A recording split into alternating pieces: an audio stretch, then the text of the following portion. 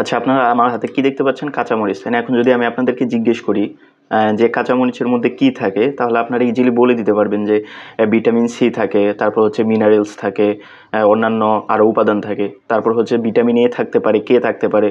এবং এটা বলি যে ভিটামিন সি এর অন্য একটা নাম হচ্ছে অ্যাসকর্বিক অ্যাসিড।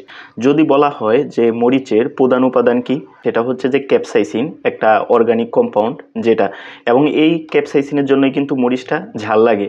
এখন এই ক্যাপসাইসিনের কি আসলে কোনো উপকারিতা আছে?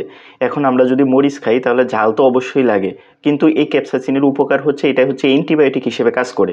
অন্যান্য আরও কিছু চিন্তা করি, যেমন মেটাবলিজমের কথা যদি আমরা বলি, ক্যাপসাইসিন কিন্তু আমাদের মেটাবলিজমের পরিমাণটাও বাড়ায়, মানে হচ্ছে আমাদের হজম শক্তি বৃদ্ধি করে। কিন্তু যদি এরকম হয়, আমরা তো বললাম যে এটা হচ্ছে একটা অ্যান্টিবায়োটিক হিসেবে কাজ করে, এখন তাইলে কি আমি এটা অ্যান্টিবায়োটিকের বিকল্প হিসেবে ব্যবহার করতে পারবো?